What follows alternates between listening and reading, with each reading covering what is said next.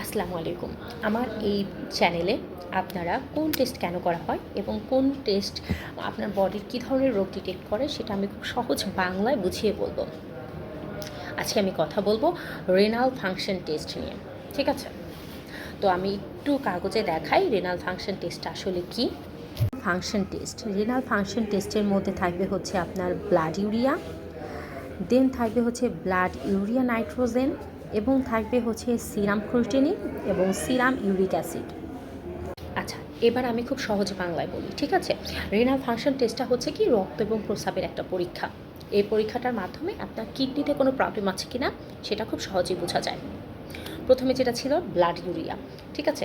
তো ব্লাড ইউরিয়াটা আসলে কি? ব্লাড ইউরিয়াটা হচ্ছে কি, ইউরিয়া ন্যাচারালি কী করে? ইউরিয়া হচ্ছে আপনার বডিতে যে প্রোটিন আপনি খাচ্ছেন সেই প্রোটিনকে ভাঙবে, ভাঙার পরে সেটার মধ্যে যে বজ্র পদার্থ আছে সেই বজ্র পদার্থটা ইউরিনের মাধ্যমে বডি থেকে বের করে দেবে। এখন আপনার বডিতে কোনো প্রবলেম থাকলে বা কিডনিতে কোনো প্রবলেম থাকলে সে সেটা করতে পারবে না, ন্যাচারাল ব্যাপার। তো সেই ক্ষেত্রে এর নর্মাল রেঞ্জ হবে হচ্ছে 15 থেকে 40। দেখা যাচ্ছে কিছু কিছু ল্যাব এই রেঞ্জটা 2-3 এদিক সেদিক করতে পারে, বাট আপনারা মনে রাখেন যে 15 থেকে 40 মিলিগ্রাম পার ডেসিলিটার, এটা হচ্ছে নর্মাল রেঞ্জ। ঠিক আছে? আচ্ছা, এবার আরেকটা যেটা সেটা হচ্ছে ব্লাড ইউরিয়া নাইট্রোজেন। আচ্ছা, এই জিনিসটা কি? রক্তে আপনার হচ্ছে ইউরিয়া মাপা। ঠিক আছে? রক্তে এর মাধ্যমে হচ্ছে রক্তে ইউরিয়া মাপা হয়। আর যদি ইউরিয়াটা বেড়ে যায় তাহলে হচ্ছে কিডনির কার্যক্ষমতা কমে যায়। ঠিক আছে? তো এর নর্মাল রেঞ্জ হচ্ছে 7.20 মিলিগ্রাম পার ডেসিলিটার। আমি আবারও বলছি যে কোনো ল্যাবের রিপোর্ট অনুযায়ী 2 থেকে 5 এদিক সেদিক হতে পারে। তারপরে হচ্ছে সিরাম ক্রিয়েটিনিন। সিরাম ক্রিয়েটিনিনটা হচ্ছে সবচেয়ে জনপ্রিয় কিডনি টেস্টের মধ্যে। সিরাম ক্রিয়েটিনিন হচ্ছে কি কিডনি থেকে যে বজ্র পদার্থ কতটা ভালোভাবে নিঃসরণ হচ্ছে সেটা হচ্ছে সিরাম ক্রিয়েটিনিন বোঝায়। ঠিক আছে? না হলে তো কিডনিতে প্রবলেম আছে, এটা তো আপনারা বোঝেনি। তো নারীদের ক্ষেত্রে এটা হচ্ছে 0.5 থেকে 1.1 মিলিগ্রাম পার ডেসিলিটার।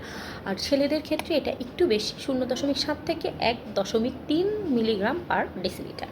ঠিক আছে? আচ্ছা, এবার হচ্ছে লাস্ট আইটেমটা ছিল হচ্ছে সিরাম ইউরিক অ্যাসিড। আচ্ছা, এবার হচ্ছে আমি সিরাম ইউরিক অ্যাসিডটা নিয়ে কথা বলি। সিরাম ইউরিক অ্যাসিডটা হচ্ছে কি? এটা হচ্ছে ইউরিক অ্যাসিড, মানে ন্যাচারালি কিডনি যে কটা টেস্ট করা হয় সব কটা টেস্টই হচ্ছে ইউরিক অ্যাসিডের পরিমাণ। এখন আপনার রেঞ্জটা ভ্যারি করে টেস্ট টু টেস্ট। ঠিক আছে? এটার হচ্ছে সিরাম ইউরিক অ্যাসিডের মানে নর্মাল রেঞ্জ আপনাদের বডির ক্ষেত্রে, নারীদের ক্ষেত্রে 2.4 থেকে 6.00 এবং পুরুষের ক্ষেত্রে হবে 3.4 থেকে 7.00 মিলিগ্রাম পার ডেসিলিটার। আচ্ছা, এবার আপনি এই টেস্টটা কেন করবেন?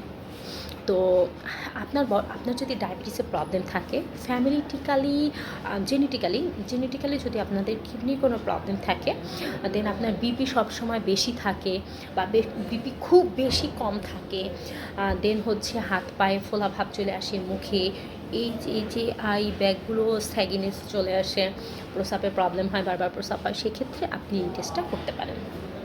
টেস্টটা খুবই অল্প খরচে করা হয় যে কোনো গভর্নমেন্ট হসপিটালে। আই থিঙ্ক সো আপনার টেস্টগুলো হচ্ছে 150 থেকে 200 টাকার মধ্যে করা হয়। আর যদি প্রাইভেট হসপিটালে যান সেক্ষেত্রে আরও কমে করা হয়। স্ক্রিটিনিং মানে সিরাম ক্রিয়েটিনিন তো আপনার 60 টাকায় করা হয়। তো টেস্ট করুন, নিজের রোগ সম্পর্কে জানুন, সুস্থ থাকুন, ভালো থাকুন। আর ডক্টরদের ব্লেম কম করুন যে কেন আপনাকে টেস্ট এত বেশি দিচ্ছে। যদি আপনার সামর্থ্য না থাকে আপনি গভর্নমেন্ট হসপিটালে চলে আসুন, এখান থেকে টেস্ট করে নিয়ে যান। সুস্থ থাকুন, ভালো থাকুন, আল্লাহ হাফেজ।